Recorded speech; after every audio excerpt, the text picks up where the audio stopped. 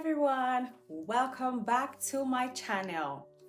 Have you ever been in a product meeting where someone says, "What's the metric for this?" and the whole room suddenly goes quiet?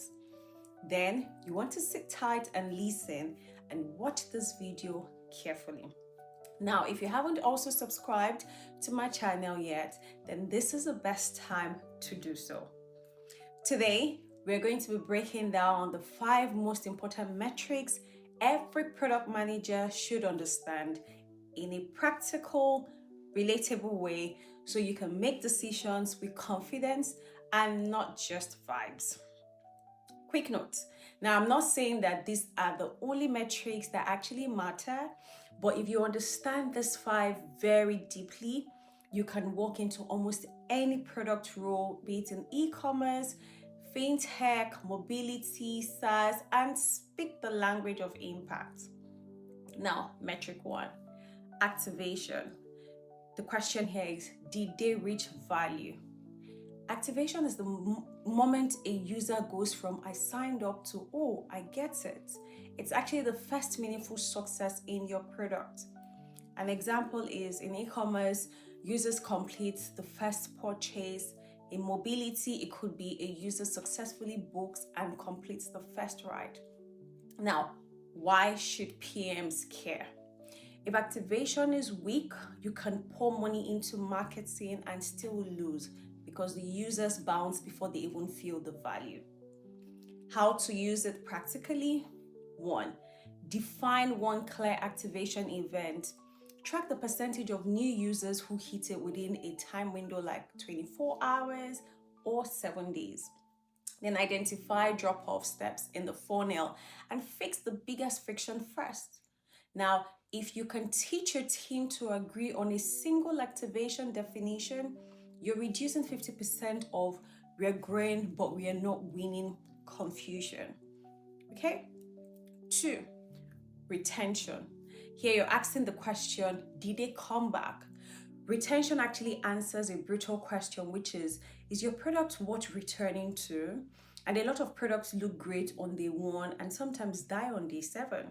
So retention here can be day 1, day 7, day 30 retention, commonly for apps, or weekly or monthly activation retention, commonly for SaaS. Now, why does this matter? Retention is a clearer signal of product market fit. Okay, if users don't come back, the product isn't solving a recurring problem, or the experience isn't reliable in the first place. Now, how do you use this practically? You look at cohorts, users who joined maybe in January versus ones who joined in February. You identify what retained users do differently in the first season. You're improving the habit loop. It could be triggers to action, to reward, just whatever the reason to return is. 3, conversion rates.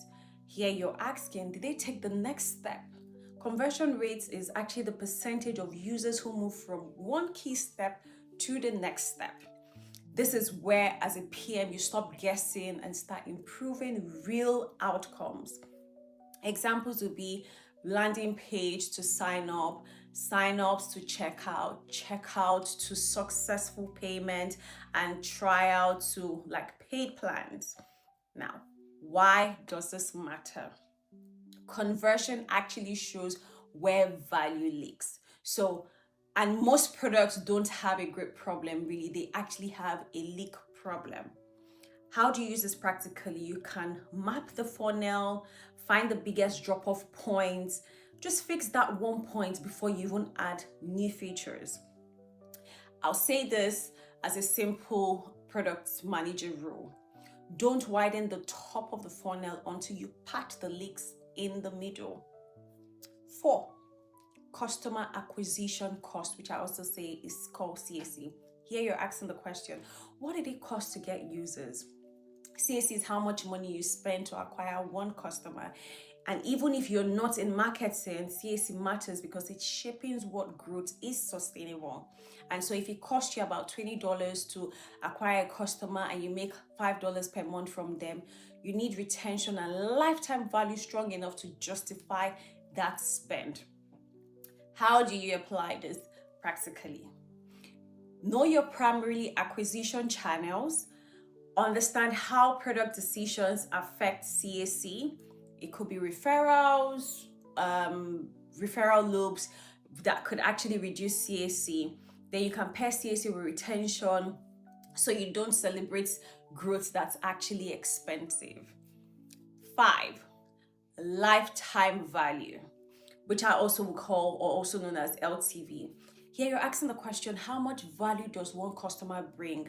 LTV here is the total value a customer generates over their relationship with your product. You don't need complicated finance models to start. You can actually use simple versions such as average revenue per user per month, multiply that by average months retained, or you can say gross margin per user, multiply that by retention duration. Now, why does this matter?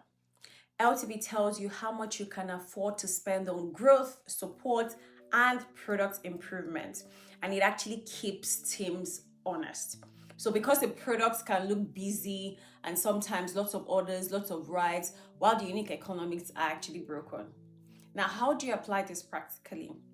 You track LTV by segment. So you say new user versus power users, or city A versus city B. Now, improve LTV by improving retention, increasing purchase frequency, or increasing value per transaction. Now, let's put this together. The PM metrics triangle is as simple as this. All you need to remember is activation. You're asking, do they reach value? Retention, are they staying? Conversion, do they progress? Then the business health layer, you're asking the CAC, what did it cost to get them? LTV, what do we earn back? If CAC is higher than LTV, your product isn't scaling, no matter how good your roadmap looks. Okay? So those are the 5 metrics every PM should understand. Again, activation, retention, conversion, CAC, and LTV. If you can measure this clearly and improve them intentionally, you will stand out in any product team because you'll be speaking the language of impact.